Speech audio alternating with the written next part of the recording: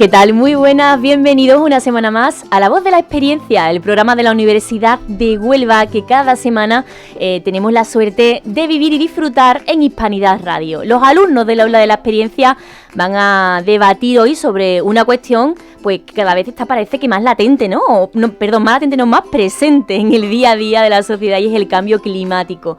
Vemos como cada vez pues hace más calor o más frío, cómo se vive con más intensidad las temperaturas. No sé si esto es reflejo o no del cambio climático, pero hoy tenemos a un gran experto con nosotros para darnos todas las claves acerca de esta cuestión. Tenemos mucho que hablar, así que comenzamos un nuevo programa de La Voz de la Experiencia.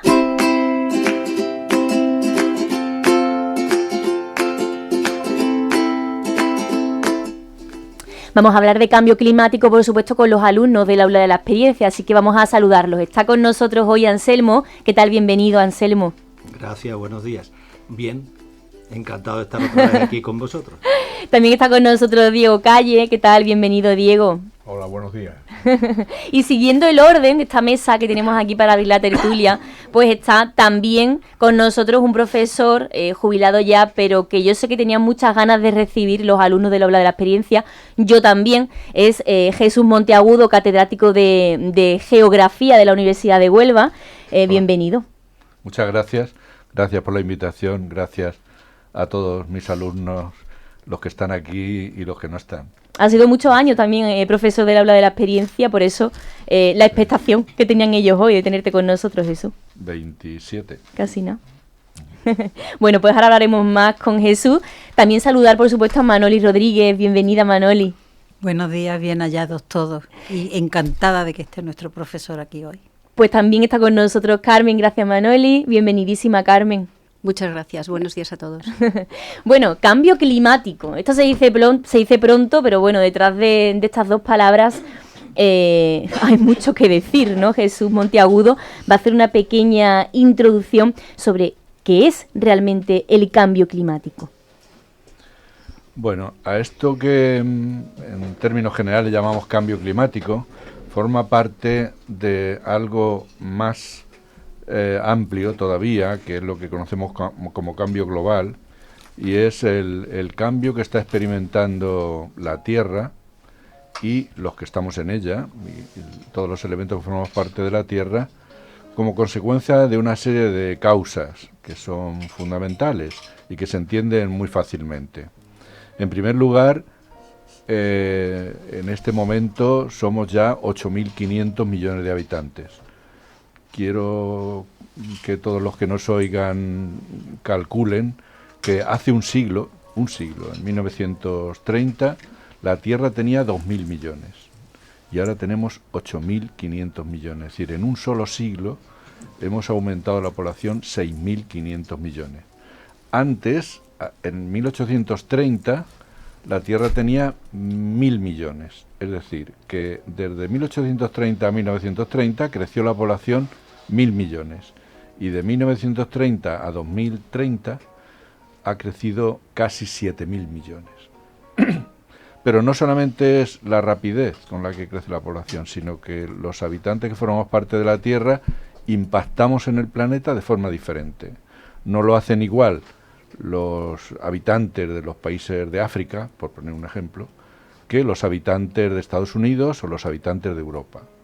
Nosotros impactamos con mucha más intensidad. Se calcula a veces que una persona que nace en la India a lo largo de su vida consumirá 30 veces menos recursos que una persona que nace en Estados Unidos. Por lo tanto, esa población de Estados Unidos o de Europa habría que multiplicarla por 30 para calcular a cuánta población representa de la India o de otros países de África. Además de eso, estamos cada vez más hacinados. Es decir, que no solamente estamos 8.500 millones, sino que estamos concentrados cada vez más. Ya hay muchísimas ciudades que superan los 25 millones de habitantes en Asia, en América Latina, y eso significa un impacto verdaderamente elevado. Además de eso, consumimos cada vez más recursos naturales no renovables, con lo cual el planeta se va quedando sin recursos por el uso intensivo que hacemos de él. Por otra parte, muchos recursos renovables no les damos tiempo a renovarse. No hay más que oír a los pescadores decir que ya no hay pesca en determinadas zonas, que se están acabando los bancos, que incluso la vegetación, estamos acabando con los árboles del Amazonas. Los árboles son recursos renovables, pero si no le damos tiempo, no se renuevan. Además de lo que consumimos, lo que eliminamos, y es que vamos acumulando cada vez mayor cantidad de residuos en cantidades que la propia naturaleza no le da tiempo a eliminar, a disolver. Y por otra parte, vertemos elementos que no se van a destruir prácticamente nunca. La energía nuclear, los residuos nucleares, el PVC, muchos de estos elementos durarán y estarán ahí y van contaminando los lugares en donde están.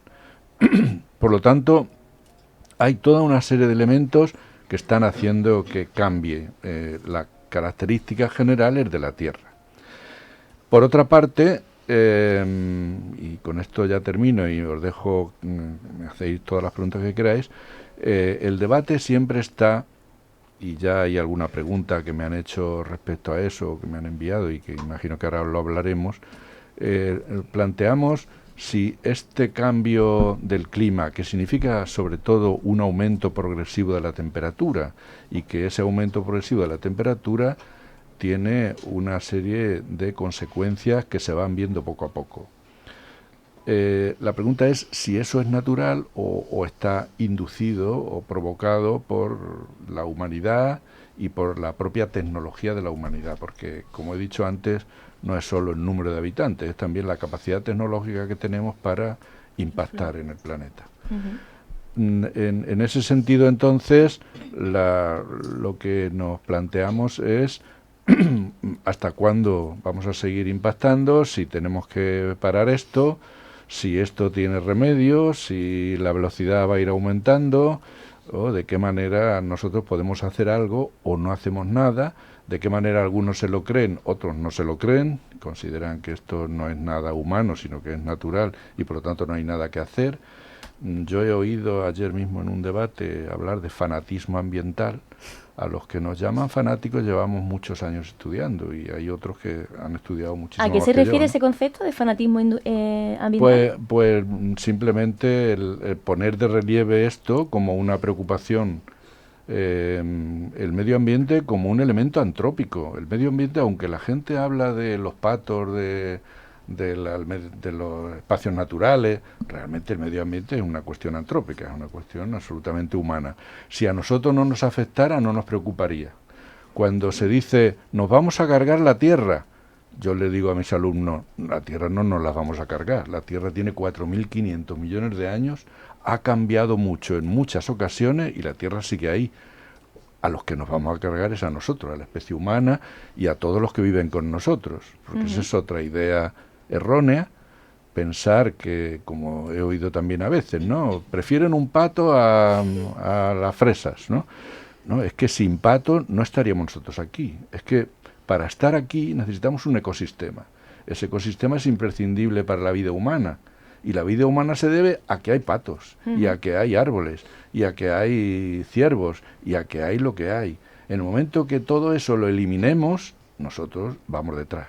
Entonces, por un poco ir abordando cuestiones, ¿no? Cambio climático, efectivamente se está produciendo un cambio climático, nosotros lo vemos, como tú decías, se refleja un poco en la temperatura, ¿no? Cada vez más elevada, ¿no? La causa inmediata, María, es que con nuestra forma de vida, con nuestra forma tecnológica de vivir, lo que estamos haciendo, sobre todo después de la revolución industrial, es emitir a la atmósfera una gran cantidad de gases que llamamos de efecto invernadero, porque se van acumulando en la cúpula de la tropopausa, al final de la troposfera, que es la primera capa de la atmósfera, y dejan que el sol pase, los rayos solares llegan con su carga de energía tanto calorífica como lumínica, pero cuando van a reflejarse no salen, porque esos gases les impiden que salgan y se vayan a la alta atmósfera, se van quedando en la Tierra. Entonces esto va calentando poco a poco, va calentando cada vez más la atmósfera. Es ese efecto. ¿Qué gases son? Pues el CO2, es decir, el dióxido de carbono, el metano, toda una serie de gases que producimos con la vida y con la actividad industrial y con la actividad nuestra, y que la Tierra no le da tiempo a reciclar. Para terminar, ya no hablo más, y me callo. Estamos encantados con que hables. No yo suelo poner un ejemplo para que la gente me entienda bien. El carbón, el petróleo, el gas natural, son energías fósiles, le llamamos fósiles porque se han fosilizado a lo largo del tiempo, provienen de elementos naturales, generalmente vegetales, que en algún momento de la historia geológica fueron enterrados, que con los miles de millones de años, o por lo menos cientos de millones de años, o millones de años, se han ido fosilizando y se han convertido en una energía, porque tienen una alta cantidad de carbono. Entonces nosotros los extraemos y los ponemos a disposición de las máquinas, los vehículos, las calefacciones, de la sociedad en general. Entonces yo a los alumnos les digo, para que ese carbón, para que ese petróleo, para que ese gas natural se hayan formado, la naturaleza ha tardado millones de años. Vamos a dejarlo en millones de años. Podemos decir cientos de millones de años en algunos casos, decenas de millones de años, millones de años. Y sin embargo, en un solo día, nosotros los ponemos a disposición de lo que está funcionando en la Tierra. Solo tienen que imaginar los millones de coches que circulan, los millones de aviones, los millones de máquinas, los millones de calefacciones, y se lo devolvemos a la Tierra en un día, en un solo día, lo que ha tardado millones. Entonces la Tierra no puede hacer la digestión con eso. Lo que sí es verdad y eso se va quedando. Claro, nosotros podemos hacer algo en cierto modo, ¿no? Porque el impacto, obviamente, tendríamos que vivir en un universo paralelo para no dejar huella, ¿no? De lo que actualmente es el mundo, ¿no, Jesús? Claro, en ese sentido también se suele recomendar que, puesto que podemos pensar que nosotros solo somos un grano de arena, la playa está hecha de granos de arena. Es verdad que se necesitan millones, pero hace falta que estén todos de uno en uno. De manera que lo que se recomienda es pensar globalmente, pero actuar localmente. Nosotros no podemos actuar globalmente, no tenemos capacidad. Claro. Pero cada uno tiene que poner su granito de arena en el lugar en el que está, y eso, si todos hiciéramos eso, acabaríamos extendiéndolo. En cualquier caso, el problema es mucho más grave. Termino de verdad. Vamos a hablar precisamente de eso ahora. Simplemente, de los efectos, ¿no? Simplemente quiero poner de relieve, y ya lo dejo, un concepto que se suele hablar erróneamente de él, que es el de crecimiento sostenible. ¿Crecimiento sostenible? Sí, eso es una barbaridad. Nosotros estamos en un planeta finito. Entonces, en un planeta finito no podemos crecer infinitamente. Es una barbaridad. No hay ningún crecimiento sostenible. Todo crecimiento es insostenible, porque llegará un momento en que ya no haya más sitio para más población, para seguir consumiendo más recursos, de manera que el crecimiento no es sostenible. ¿Podríamos sustituir eso por desarrollo sostenible? Sí, pero ahí otra vez entramos en que... ¿Te refieres quizá un poco ahora a la tendencia de la industria, ¿no? Sobre todo en Huelva, a desarrollar, por ejemplo, ahora combustibles renovables, ¿no? Bueno, eso es fundamental. Claro. Sí, nosotros claramente tenemos que cambiar de modelo. Con el modelo que tenemos de consumo, especialmente de consumo, con el modelo, incluso el modelo capitalista, en donde lo que prima es el crecimiento, no hay ningún presidente de gobierno, jefe de Estado, que no se preocupe por el crecimiento de cada año. Hemos crecido tanto, aquí la solución está en crecer, pero ¿hasta cuándo vamos a crecer? A ver, preguntas, ¿hasta cuándo? Me miraba, cuéntame, a ver, Anselmo, ¿qué tenías tú por ahí pensado preguntar? En primer lugar, agradecerle al señor Monteagudo su pequeña clase magistral. Siempre me ha encantado oírlo, y hoy mucho más. Después, en algún momento he oído que somos muchos, en algún momento, no hoy, en otros. Y yo creo que somos todos los que estamos, es decir, ni muchos ni pocos, esto es lo que hay. Todo eso que él dice, yo estoy absolutamente de acuerdo y aprendo de lo que dice. Pero eso, para mí, que está sustentado en el sistema capitalista, producir más cada vez, tener más beneficios cada vez, mientras que eso no cambie, yo creo que por mucho que queramos hacer, creo que será imposible combatir lo que llamamos la problemática del cambio climático, que por otro lado entiendo que hay como dos fases. Una que es la evolución natural de la Tierra y otra sobrevenida por culpa de nuestra actuación. Nuestra actuación, llamémosle de una manera dura, criminal, hasta el punto que vamos a acabar con nosotros mismos, como ya hemos acabado con tantas especies. Entonces, como todo está sustentado en el sistema capitalista, a ver cómo le ponemos al niño. Bueno. Pues lleva razón Anselmo en lo que ha dicho. En el modelo que tenemos no lo vamos a solucionar. Y efectivamente la Tierra tiene sus cambios, pero nunca en la historia terrestre que conozcamos se han producido cambios a la velocidad a la que se están produciendo ahora. O sea, cuando la gente dice, pero el cambio de lo que está ocurriendo tiene que ver con que la Tierra cambia a lo largo de la historia geológica. Ha habido cambios, efectivamente ha habido cambios y va a seguir habiendo, y nosotros seguro que estamos dentro de algún cambio. Pero esos cambios siempre han tenido lugar a lo largo de millones de años. En 200 años, 250 años, que hace que empezó la Revolución Industrial, no se conoce nada en la historia geológica que haya habido cambios tan rápidos. Qué curioso eso. Creo que es la clave. Como está habiendo ahora. Es decir, que la cuestión es una cuestión de velocidad, de que los cambios tienen lugar, pero tienen lugar muy rápidamente. Y, por ejemplo, a la hora de ver esos cambios, ¿no? Parte de esos cambios, Diego, tú querías preguntar algo relacionado con Doñana, nosotros por el entorno en el que vivimos, ¿no? Aparte de la parte industrial. Vivimos en el Parque Nacional de Doñana, valorado a nivel mundial, ¿no? ¿Cómo está afectando? Decías tú al principio, ¿no? Decía, oye, veo que hay cambios, ¿no? Quería preguntar también algo respecto al profesor Monteagudo. El problema de Doñana precisamente son la agua y la contaminación de los ríos, no sé, la contaminación de los ríos de la cantidad de ríos que hay de Huelva que están contaminados por mineralogía. Son dos cuestiones diferentes, ¿no? Por un lado está, digamos, Doñana, ¿no? Sí, pero Doñana tuvo un problema muy gordo cuando las balsas de Polidén, ¿no? Y eso queda ahí, eso se ha limpiado, pero ahí ha quedado mucho residuo. No sé si eso afecta o no afecta. Bueno, afecta a todo. Precisamente empecé por ahí, ¿no? Porque nosotros tenemos ese doble problema. Por una parte, utilizamos muchos recursos que son escasos y que en algún caso estamos terminando con ellos cuando no son renovables, caso de los minerales. El agua es renovable, pero claro, si tenemos cada vez ciclos en los que se agudiza el problema tanto de humedad, como hemos tenido este año, por ejemplo, como de sequía, hay que saber gestionar el agua, porque si hacemos un uso abusivo podemos quedarnos sin agua, que es uno de los problemas que puede ocurrir a medio o largo plazo. De manera que la gestión del agua es muy importante, tanto en lo que consumimos como en la otra vertiente, que es en los vertidos, en el uso y en la limpieza que hacemos de los acuíferos o de los ríos.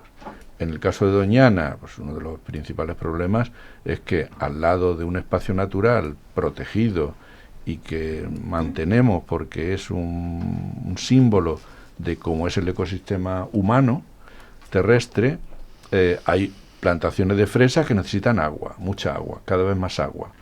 Hace 30 años, 40 años que yo empezaba a estudiar las fresas, el número de hectáreas se contaba con los dedos de la mano, de hectáreas de fresas. Ahora mismo hay miles y miles de hectáreas y cada año crecen 200, 300 hectáreas de regadío. No, de hecho, Huelva, perdona que te interrumpa, de hecho la provincia es la gran exportadora hacia Europa, ¿no? de los cultivos, ¿no? de los frutos rojos, con lo cual ahí hablábamos, ¿no? de esa cantidad de explotación sobre el terreno y de ese equilibrio que tiene que convivir en espacios como el de Doñana. Claro, y el acuífero al Monte Marisma es el acuífero al Monte Marisma, ¿no? Si llueve mucho se llena, pero si hacemos un uso masivo y no llueve mucho, se va a vaciar. Y no hay remedio. Y se está viendo, ¿no? Por mucho que queramos agua, no va a haber agua. Es que no es cuestión de deme agua al político. No, es que no hay agua, no podemos sacar. Es la gallina de los huevos de oro. Me da la impresión que estamos matando la gallina de los huevos de oro. Además estamos haciendo algo muy grave en relación a lo que comentaba Diego, y es que elementos tradicionales del ámbito mediterráneo, como por ejemplo es el olivo o la viña, estamos regándolos. Estamos quitando olivos milenarios de secano y poniéndolos de regadío, como si el agua fuera infinita. Entonces, los países del norte dicen, bueno, estos españoles están locos, porque tienen una escasez de agua importante, tienen encima el cambio climático y además no paran de poner regadío y regadío y regadío. Entonces, todo eso debería ser ponderado y, sin embargo, yo creo que en más de una ocasión se utiliza políticamente para ganar o perder votos. Más preguntas por aquí, Manoli y Carmen. Manoli, a ver. Yo no sé si lo que voy a preguntar es coherente o no. Yo creo que sí. Respecto a la carne.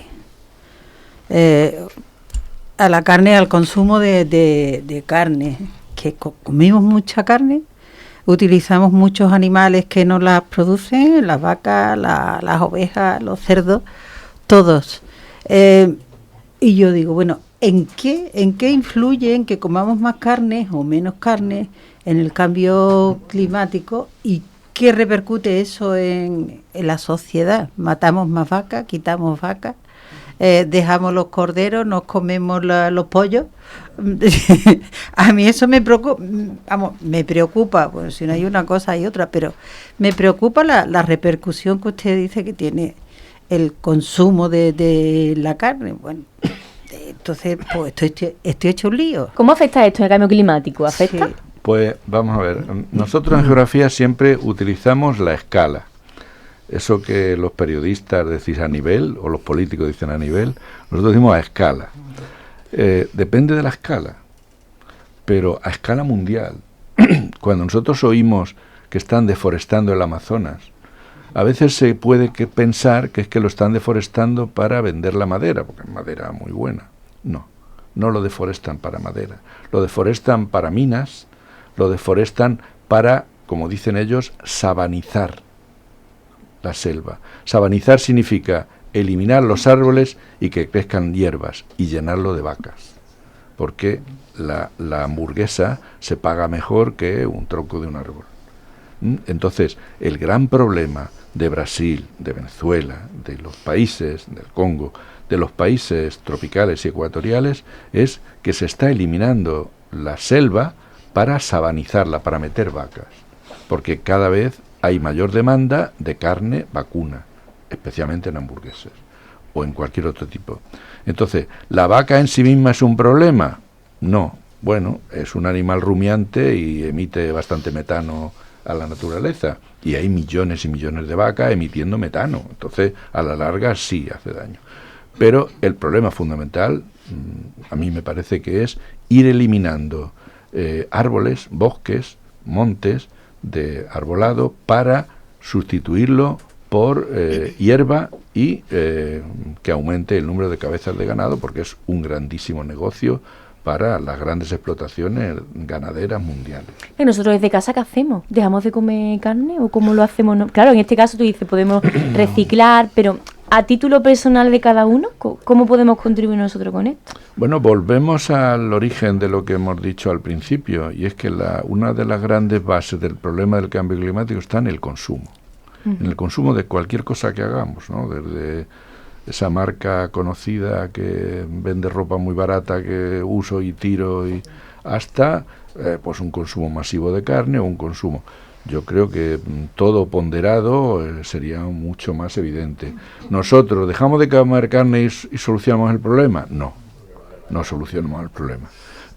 Nosotros tenemos que seguir comiendo carne, quien quiera comer carne, pero siempre en un uso moderado, alternando otras actividades o otra fuente de alimentación, ¿no? Carmen, que te hemos dejado para el final y tenías muchas ganas de preguntas. Se notaba.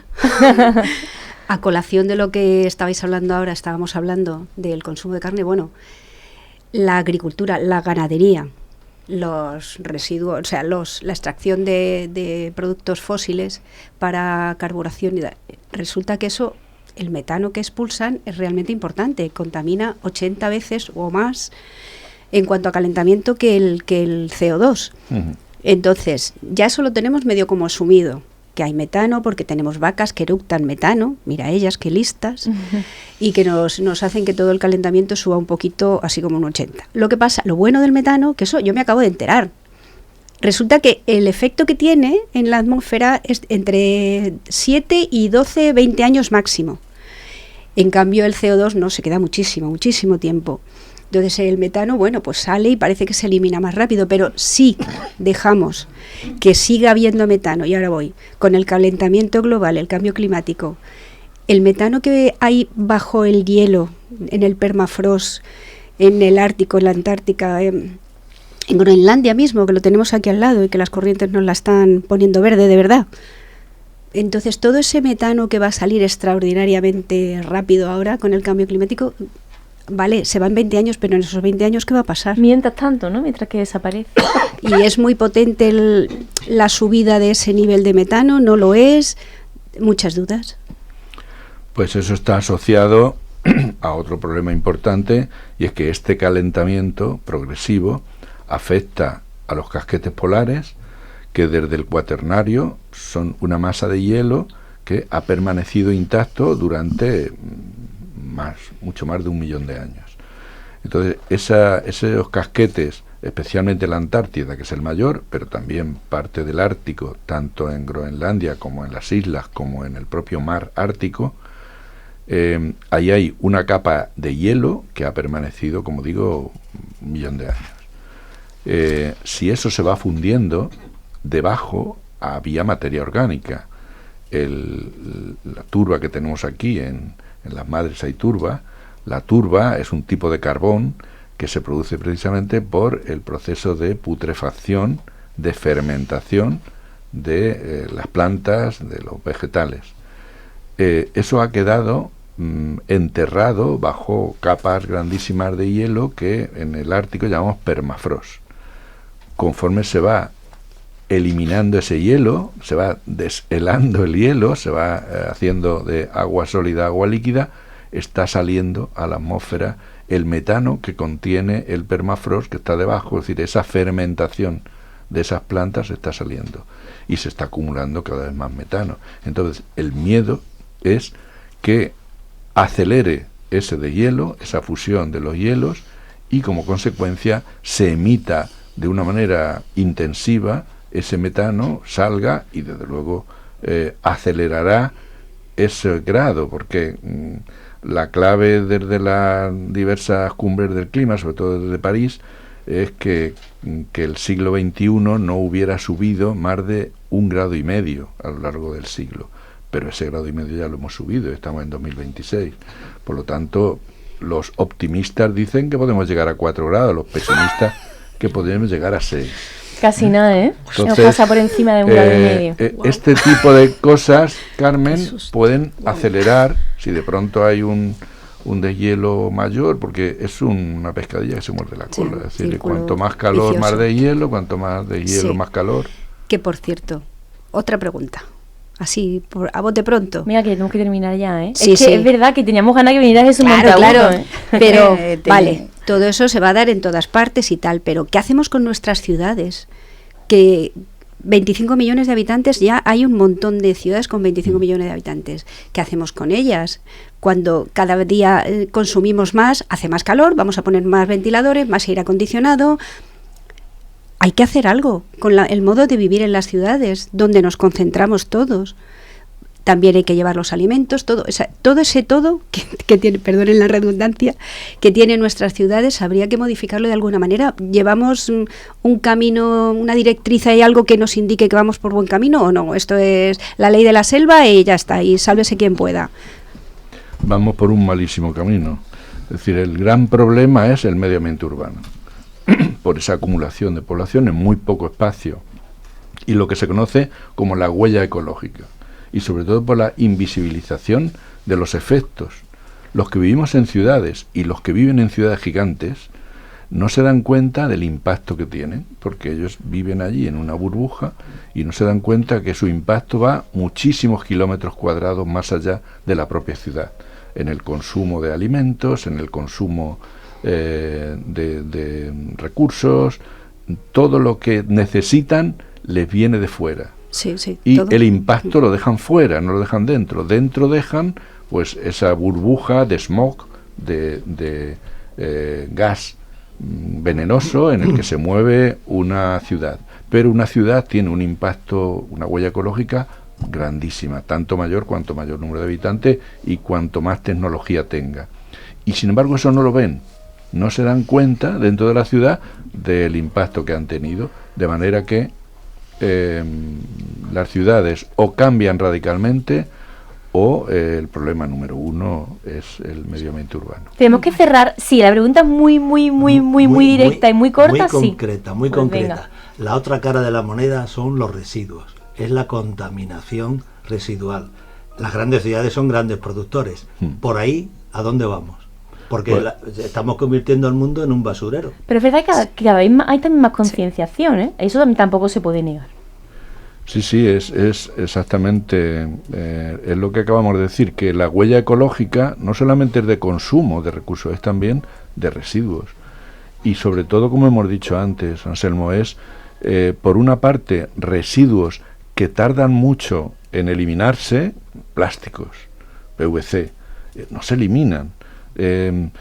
Incluso invisibilizamos a veces eso, llevándolos a paraísos de paisaje, como las Islas Seychelles, que ahora mismo es una isla de plástico, porque como son pobres, pues dicen, bueno, tráigame aquí la basura que usted no quiere y me paga algo y así se queda aquí. Entonces nosotros no vemos esa isla de plásticos que hay en el Pacífico, pero existe esa isla de plástico y nosotros la hemos invisibilizado. Entonces estamos externalizando el problema para vivir mejor o vivir creyendo que estamos en un mundo muy limpio, porque somos muy ecológicos, pero el problema lo estamos echando más allá, donde no lo vemos. Pero el problema no se elimina, el problema existe. Y exactamente es lo que acaba de decir, que tanto en volumen de residuos como en residuos que no se eliminan, esto está siendo un grandísimo problema. Y María, efectivamente, afortunadamente cada vez tenemos mayor conciencia, pero bueno, sigue habiendo una resistencia grande porque lo que no renunciamos es a nuestro nivel de vida y nuestra calidad de vida, porque para hacer las cosas bien tendremos muy pronto que empezar a renunciar a cosas. Permíteme que termine con algo que le cuento a todos los alumnos y que creo que puede servir para cerrar un poco si tenéis prisa. El ejemplo que se pone y lo que nos está pasando lo oí hace tiempo y lo cuento porque me parece muy bueno. Es el caso de un recipiente lleno de agua hirviendo. Si nosotros en un recipiente de agua hirviendo echamos una rana, la rana con las ancas da un salto y se salva, no se quema, aunque el agua esté hirviendo. Si nosotros ponemos la rana en un recipiente de agua normal y le ponemos fuego a medio gas, y el agua se va calentando poco a poco, al final la rana se cocerá, acabará muerta, porque de pronto va sintiendo más calor, hasta que llegue un momento en que el calor, sin darse cuenta, ya no tiene capacidad de moverse. Eso es lo que nos está pasando, y algunos no lo aceptan, pero eso es lo que nos está pasando. Qué buen ejemplo. Entonces, hay que pensar que en algún momento el agua va a hervir, y no va a dar tiempo a escaparse. Muchísimas gracias, Jesús Monteagudo. Es un honor haberte tenido con nosotros en esta clase magistral. Espero que todos desde casa seamos un poquito más conscientes y actuemos en consecuencia con ese pequeño granito de arena para conservar nuestro planeta. Muchas gracias. Gracias.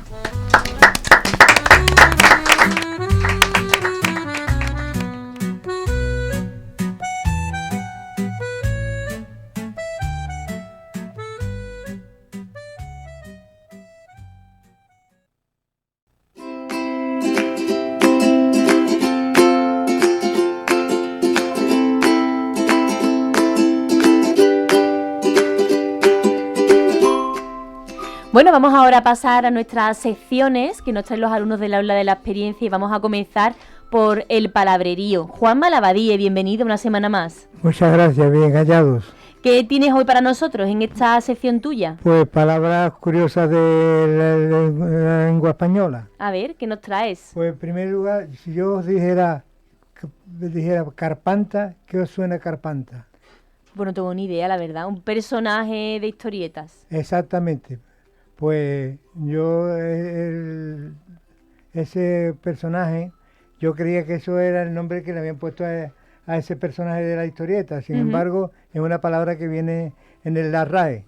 Y en principio, este personaje es un personaje de historieta creado por el autor español, José Escobar, y que apareció por primera vez en la revista Pulgarcito en el 1947. Ajá, este era el personaje. Que por cierto, yo me acuerdo que de chico leíamos muchos tebeos y fue lo que hizo que yo me aficionara a la lectura. Ah, mira, los tebeos. Tebeos. Es verdad. El Capitán Trueno. Mi padre también los leía, el pobre, ¿eh? ¿Qué fueron de los tebeos? Bueno, pues, pero el significado en la RAE, Carpanta es sinónimo de hambre violenta.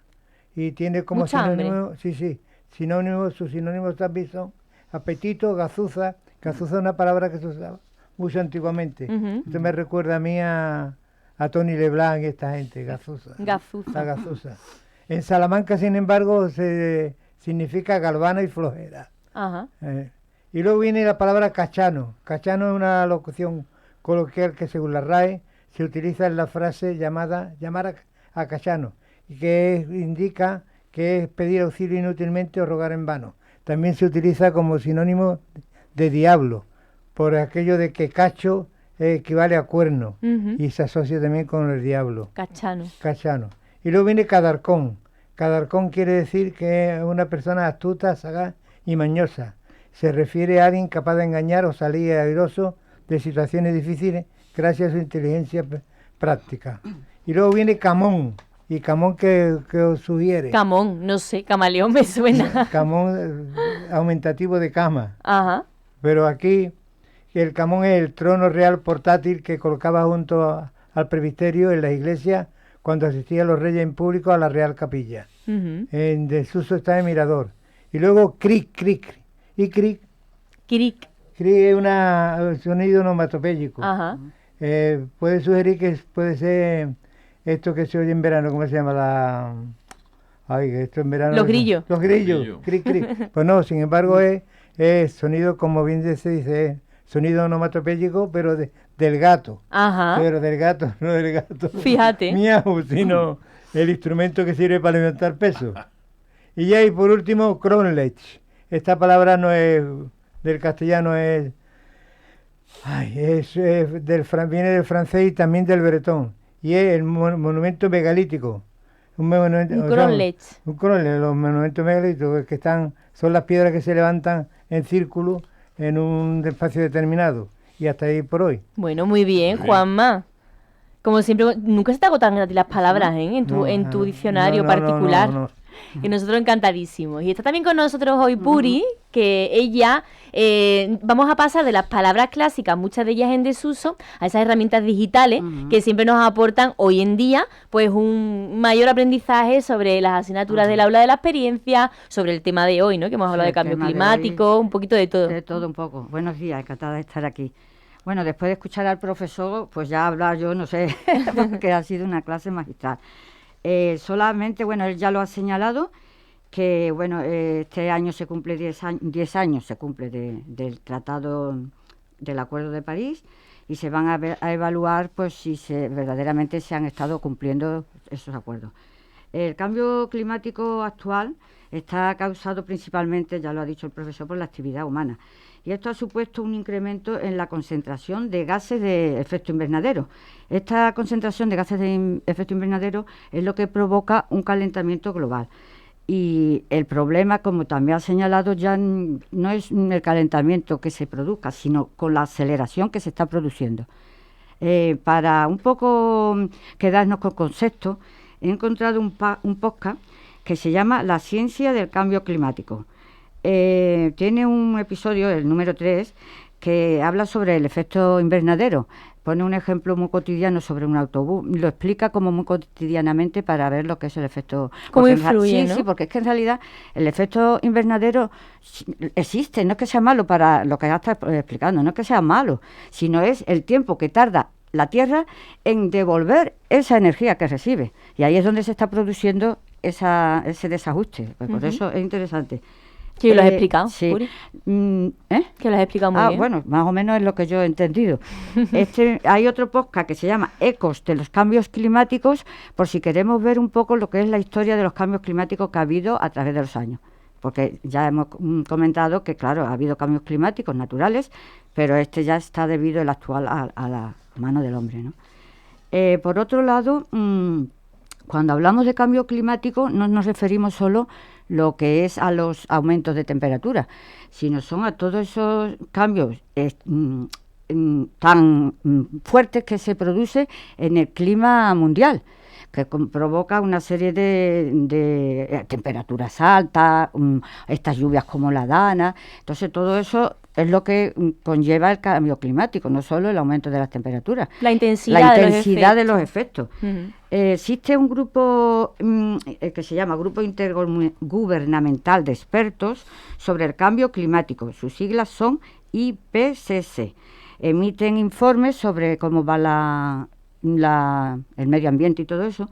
Y en cuanto a Doñana, el último que emitió, pues la verdad que, claro, habla del efecto que está provocando los acuíferos, porque lo que hace es que no permite que se pueda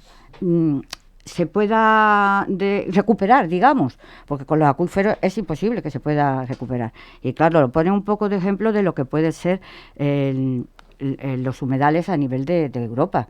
El ejemplo de Doñana, que si no se cuida, bien es verdad, ahora también podemos entrar en la estación biológica de Doñana, que es en la página web, que es verdad que en este tiempo que ha habido lluvias, pues sí, pues claro, se ha recuperado, pero es que es algo superficial, que no es algo permanente. Entonces podemos entrar en la estación biológica. Hay muchas más páginas, porque siempre podemos, en todas las páginas que yo dé, podemos luego entrar en internet, cada uno, y indagar lo que... Una te va llevando a otra y podemos ir ampliando. Después, para finalizar con el tema del cambio climático, hay también lo que la organización, la OMS, la Organización Mundial de la Salud, dice, y además que creo que lo podemos comprobar, sobre el cambio climático y su amenaza para la salud mundial y de las personas. Porque verdaderamente todo influye en las temperaturas altas que provoca en las personas mayores, los problemas cardiorrespiratorios, en fin, que todo conlleva, el cambio climático conlleva mucho más de lo que nosotros pensamos a nivel también de salud. Y de salud, claro. Sí. Y en la Consejería de Salud y Consumo se encuentra una guía que se llama Cambio Climático y Salud. Es tiempo de adaptación. Ahí podemos ver un poco más ampliadamente esto que dice la OMS. Los efectos a nivel de salud. Exactamente. Y ya por último vamos a hablar de la asignatura, que como ha estado aquí el profesor, y yo precisamente voy a sus clases. En este cuatrimestre él da la geografía de Andalucía y de Huelva. He buscado, por ejemplo, podemos entrar, ¿no? Andalucía, pueblo a pueblo, fichas municipales. Esta página, esto se encuentra en la IECA Andalucía, que es una página donde vienen mapas y planos. Pero si queremos ver de pueblo a pueblo marcamos la provincia que nos interesa, y vamos pueblo buscando, a pueblo, ¿no? Vemos los habitantes y bueno. Y también podemos ver un atlas que sí, en IECA, esa página, podemos encontrar de todo relacionado con Andalucía y con respecto a esto, ¿no? Por ejemplo, también hay un atlas de la historia territorial de Andalucía. Así que un poco por ahí podemos indagar. Qué bien, pues nos ha dado todas las herramientas para seguir indagando. Qué bueno, muchas gracias. Venga, Puri con gracias. su sección de digital cada semana, Rincón Digital. Y ahora pasamos a recorrer, cambiamos de tema y vamos a recorrer las calles, que yo creo que ya está casi terminando la sección de Huelva Monumental nuestro Manolo Rodríguez, ¿no? Bienvenido. Cada vez nos quedan menos monumentos. Muy buenas a todos. Bueno, ya hemos recorrido los los principales, Yo muchos creo que de sí, ellos, los ¿no? principales sí, pero bueno, sigue habiendo algunos monumentos los cuales vamos a seguir haciendo. ¿Qué tenemos hoy? Pues mira, hoy tenemos el monumento de unión entre Huelva y su puerto. Ajá. Este monumento se encuentra ubicado en el muelle de Levante, concretamente delante de la glorieta de las canoas, entre los dos edificios que la autoridad portuaria destina a oficinas frente a los jardines del muelle. ¿Ese es como un nudo? Exactamente. Vale, ya sé qué monumento es. Sí, la autoridad portuaria le encargó al artista de Aracena, Pepe Noja, un monumento que representara el acercamiento de Huelva a sus rías. El artista pensó en un nudo como la unión de la ciudad y su puerto. Esta obra, de gran envergadura, pues mide unos 16 metros de altura aproximadamente, con un basamento de mampostería, culminando con unos nudos de cilindros de acero inoxidable en la cúspide, ¿no?, de 80 centímetros de diámetro. Para confeccionar esta pieza tuvo que solicitar a Italia, concretamente, 32 nudos de 80 centímetros. El monumento se inauguró en el 2002, siendo presidente de la autoridad portuaria Genaro García Reciado. Esta obra de gran envergadura, como hemos dicho anteriormente, fue la última que el escultor de Aracena realizó en Huelva. Recordemos que participó activamente en el Museo al Aire Libre, hizo también el monumento que está aquí cerquita, ¿no?, el monumento a la ciudad de Huelva, a la provincia, que el famoso, con el nombre popular de la Fuente del Burro. Participó también en el monumento a la Huelva y sus cantes. Y este, pues lógicamente, fue el último que hizo hasta el momento, que yo sepa, hasta el momento ya no ha hecho más monumentos.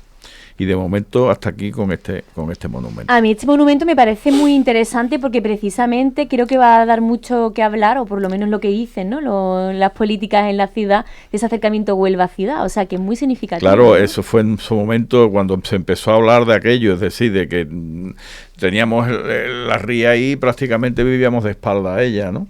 Y ahora con la nueva obra que se pretende, que el puerto pretende hacer, lógicamente va a estar todavía muchísimo más cerca, ¿no? Un monumento que va a coger entonces más peso, esperemos. Claro, me imagino que sí, lo dejarán ahí, me imagino, porque tampoco va a estorbar.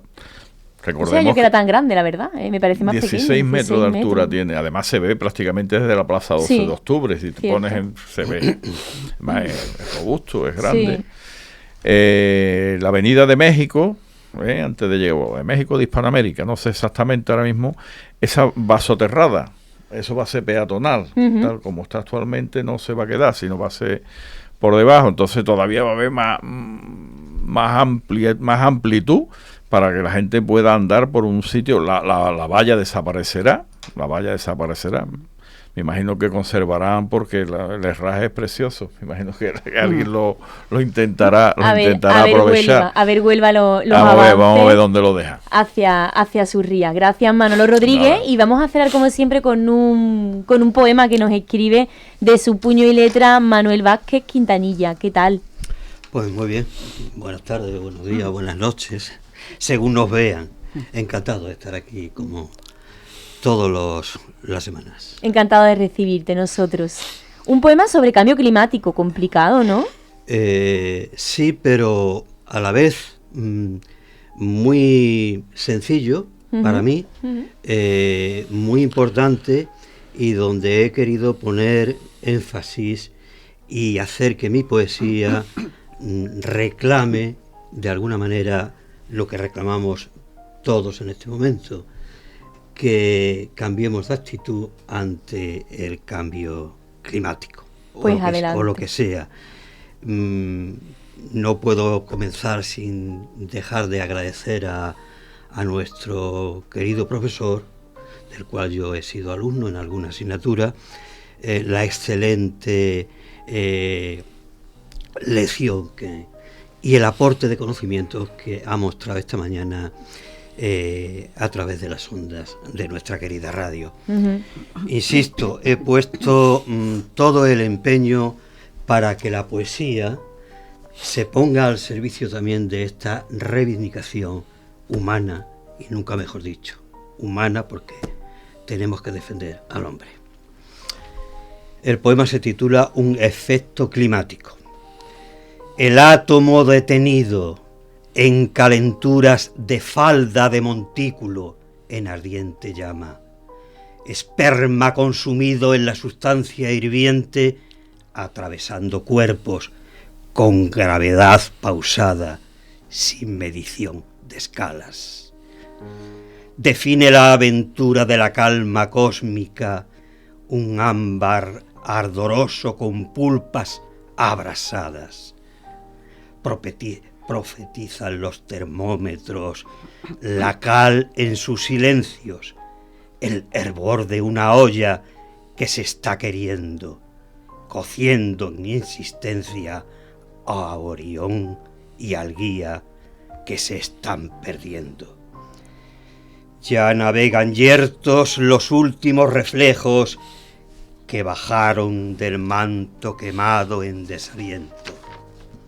Se está perpetrando sin pesar ni congoja el infame delito de destruir el cielo, empeñados con saña en arrasar lo hermoso, lo bello, lo excelso, en convertir lo bueno en un jardín de fuego. Se está quemando en esta noche odiosa hasta el silencio, sulfuro en carmesí que no admite juegos.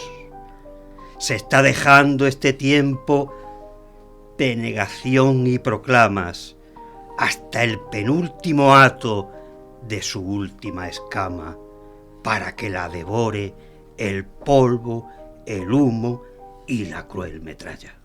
¡Bravo!